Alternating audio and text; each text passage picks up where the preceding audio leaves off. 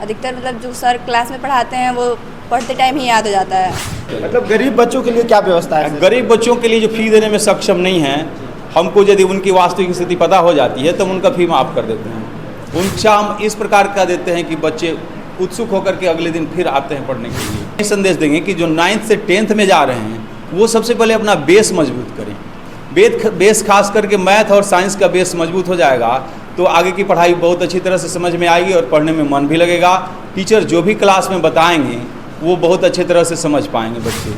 नमस्कार, मैं प्रिंस चौबे और आप देखना शुरू कर चुके हैं पब्लिक जंक्शन। अभी हम बिहार के पूर्वी चंपारण जिले के अरेराज प्रखंड अंतर्गत दमोदरपुर में मौजूद हैं और यहाँ पे बता दें कि एपेक्स इंस्टीट्यूशन से मौजूद हैं और हमारे साथ एक सर हैं। आइए इनसे बात करते हैं और सर से बातचीत करेंगे कि यहाँ पर जो है सर ने सम्मान समारोह रखा है आज बच्चों के लिए।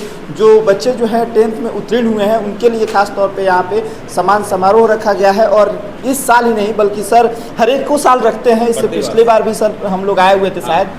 तो कैसा लग रहा है आपको कि आपके बच्चे जो है हर एक साल उत्तीर्ण होते रहे हैं और इससे परसेंटेज और ज़्यादा बढ़ रहा है? हाँ, प्रतिवर्ष प्रथम श्रेणी का परसेंटेज बढ़ रहा है जी। और बहुत खुशी होती है हमको कि इस ग्रामीण क्षेत्र में हम इस शिक्षा सेवा में लगे हुए हैं और बच्चे भी मन लगा करके पढ़ते हैं यहाँ पर। शिक्षा हम इस प्रकार का देते हैं कि बच्चे उत्सुक होकर के अगले दिन फिर आते हैं पढ़ने के लिए।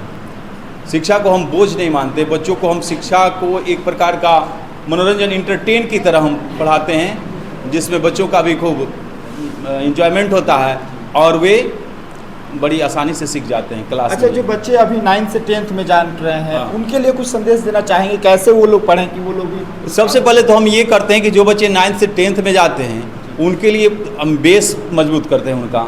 इसके लिए बेसिक का हम 2 महीने का क्लास कराते हैं जिससे बेस उनका बिल्कुल दुरुस्त हो जाए, तब आगे की पढ़ाई बहुत अच्छे से समझ में आती है। और हम बाकी सब बच्चों के लिए भी यही संदेश देंगे कि जो 9th से 10th में जा रहे हैं वो सबसे पहले अपना बेस मजबूत करें। बेस खास करके मैथ और साइंस का बेस मजबूत हो जाएगा तो आगे की पढ़ाई बहुत अच्छी तरह से समझ में आएगी और पढ़ने में मन भी लगेगा। टीचर जो भी क्लास में बताएंगे वो बहुत अच्छे तरह से समझ पाएंगे बच्चे। और कमज़ोर बेस वाले बच्चों को थोड़ी परेशानी होती है, मेहनत ज़्यादा करना पड़ता है। जो बच्चों का बेस मतलब कि तैयार नहीं होता हाँ, जिन बच्चों का बेस कमज़ोर होता है हमारे पास जो लास्ट में आते हैं, हम कोशिश करते हैं उनको भी ठीक से पढ़ाएं और उनको एक्स्ट्रा क्लास दे करके हम उनका बेस मजबूत करते हैं साथ साथ। और जो फ्लो वाला पढ़ाई होती है वो भी हम कराते हैं उनको। मतलब जो बच्चे यहाँ पे मतलब कि पहले से प्रिपरेशन होकर नहीं आते हैं या लेट से पहुँचते हैं उनको भी उसी रफ्तार से? हाँ, उनको उसी रफ्तार में डालने के लिए हम उनके लिए एक्स्ट्रा क्लास देते हैं और उसके लिए हमारा कोई एक्स्ट्रा चार्ज नहीं होता है। हम चाहते हैं बच्चों के प्रति हमारा एक मतलब समझिए कि सेवा भावना है, ये नहीं कि केवल हम अर्निंग के लिए पढ़ाते हैं। मतलब व्यवसायिक भावना नहीं? व्यवसायिक भावना नहीं है।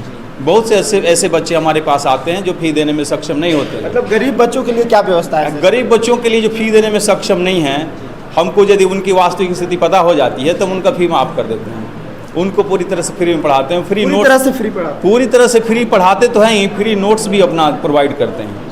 और हम अपना नोट्स बनाए हैं हर एक विषय का, हम खुद इसके लिए मेहनत करते हैं। कंप्यूटराइज नोट्स जो है हमारा वो इस साल बहुत काम आया है बच्चों को और हमारे नोट्स से बहुत फ़ायदा हुआ है 12th क्लास के बच्चों को भी और 10th क्लास के बच्चों को भी।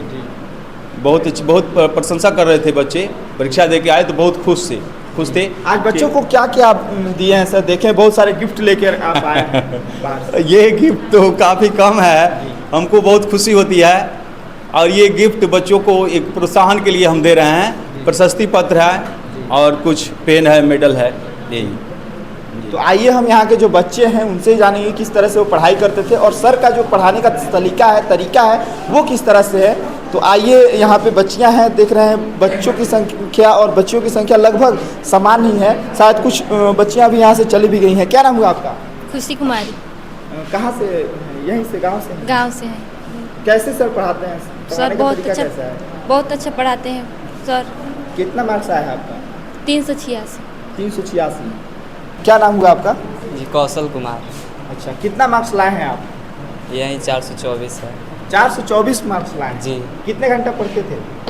5-6 घंटा पढ़ते थे। 5-6 घंटा पढ़ते थे। अच्छा, जो आपके जूनियर्स हैं उनको कुछ कहना चाहेंगे किस तरह से पढ़ना चाहिए, कितने घंटे पढ़ना चाहिए, इस सब के बारे में कुछ? देखिए, घंटे से पढ़ने का मतलब नहीं है, आपको समझ में आए, कम भी पढ़िए लेकिन समझ में आना चाहिए।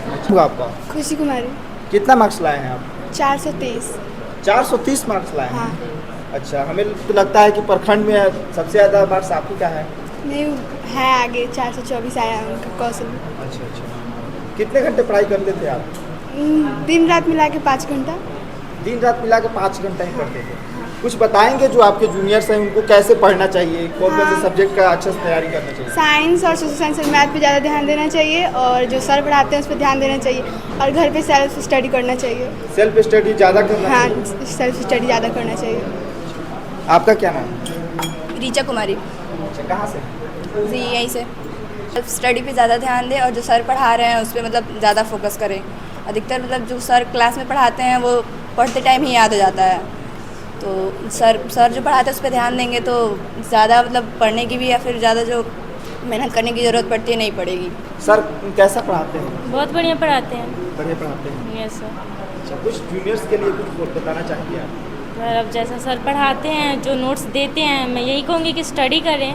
सर बहुत से शॉर्टकट भी बताते हैं पढ़ाई के लिए, और क्लास में जो पढ़ाते हैं उन पर मतलब ध्यान दे ज़्यादा, तो ज़्यादा चीज़ें क्लास में ही याद हो जाती हैं।